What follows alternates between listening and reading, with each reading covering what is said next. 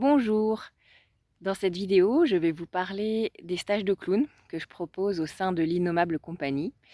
À quoi ça peut ressembler, quel est mon parcours, qui est-ce qui accompagne, euh, quel est... comment j'aborde le clown, quelle est ma vision du clown, comment je vous permets de traverser ce qui a traversé.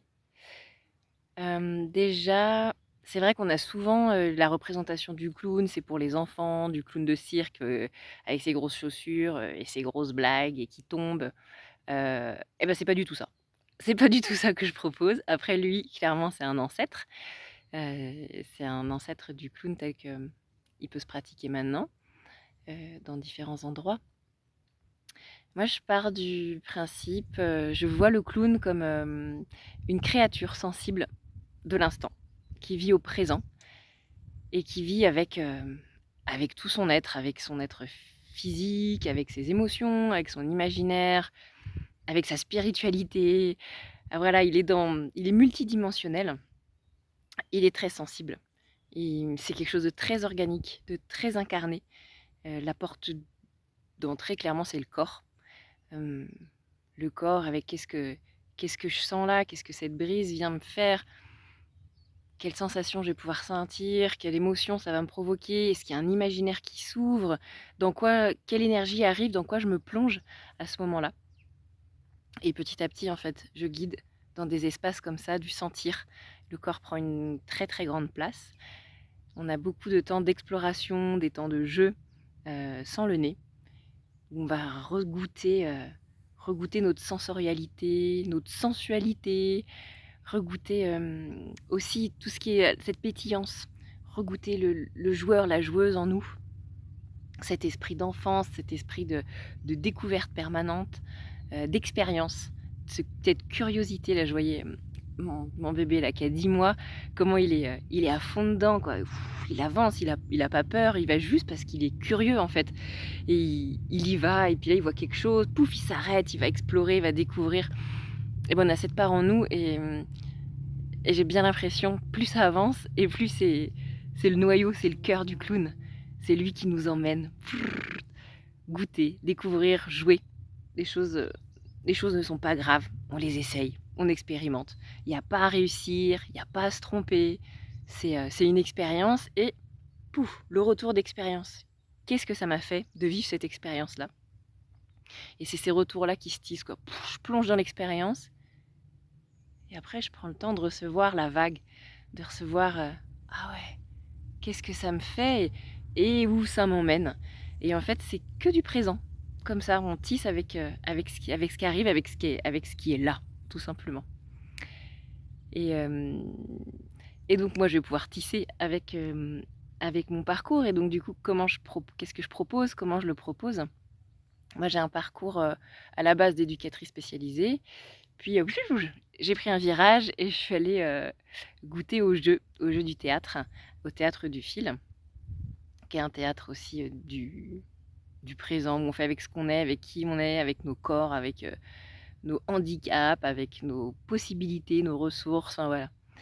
Et puis, dans cette période-là, j'ai découvert le clown, avec Clown en Bulle à Paris, et puis ensuite le Bataclown dans le Gers, avec plutôt une approche du clown d'accompagnement, du clown de relation.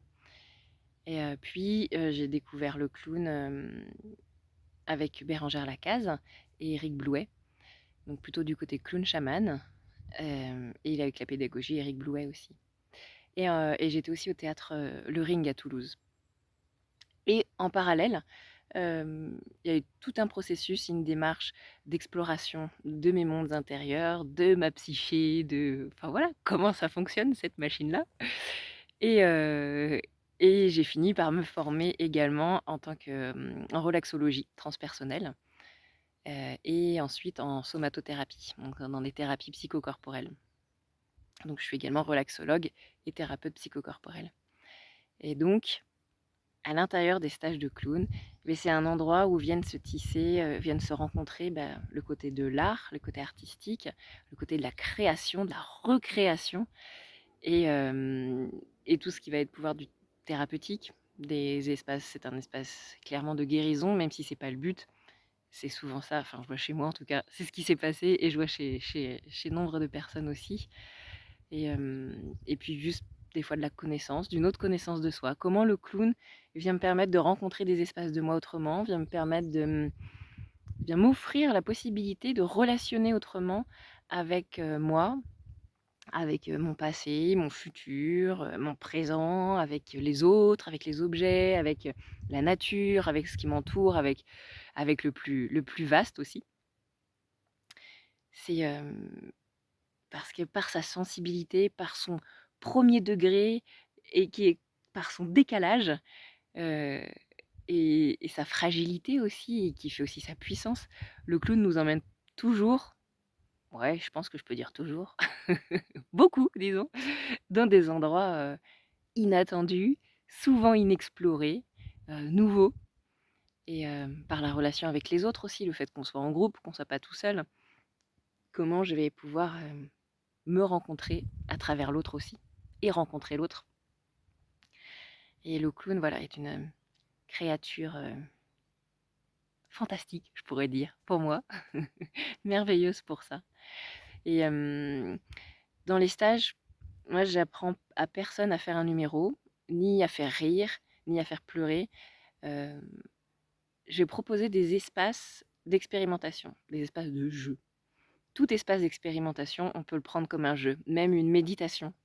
Tiens, je vais jouer à méditer. Qu'est-ce que ça fait quand je joue à méditer? Qu'est-ce que ça fait quand je joue à juste, hop, me concentrer sur mon gros orteil droit? Qu'est-ce que ça fait quand j'observe? Donc il y a cette place de témoin bienveillant. Qu'est-ce que ça fait quand j'observe même que le juge, le critique est très présent? Ok. Et c'est quoi ce grand oui? Ce grand oui où je vais accueillir, ce grand et, où il y a tout ça qui est présent. Et oui. Et donc je vais jouer avec. Et j'ai les boules, j'ai super peur quand j'arrive sur le plateau. Je sais pas ce qui va se passer, c'est de l'improvisation, on joue au présent. Et ben j'arrive avec ça, avec la peur. Et genre, qu'est-ce que ça me fait dans mon corps et où est-ce que je vais tirer et la surprise et quel inattendu va se présenter.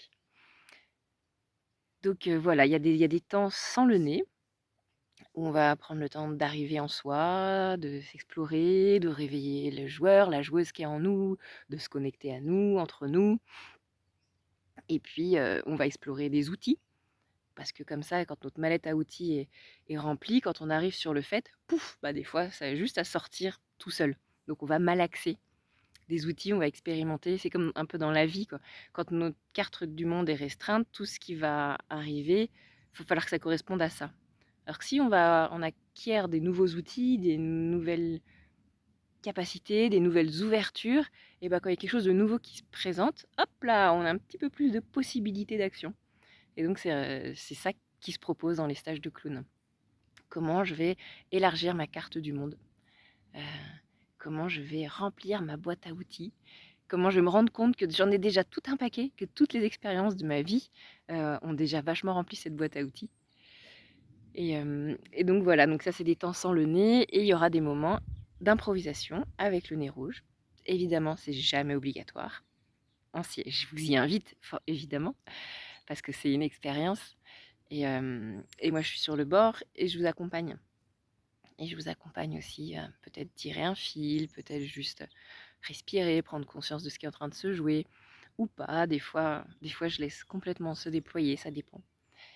Et donc, des improvisations avec le nez, ça peut être du solo, ça peut être en duo, ça peut être ce qu'on appelle des passages rideaux, où on est plusieurs, on va se tisser, c'est juste des passages, des moments où on va être en chœur, tous ensemble.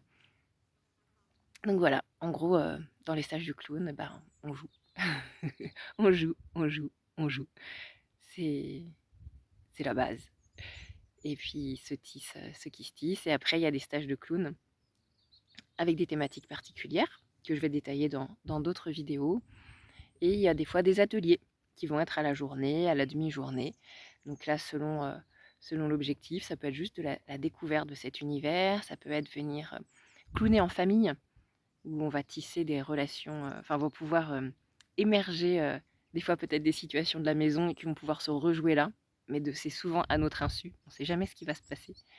Et on peut se rencontrer autrement à l'intérieur de la famille, découvrir des nouvelles ressources cachées, et puis partager un moment créatif et ludique, ensemble, ce qui est quand même très précieux.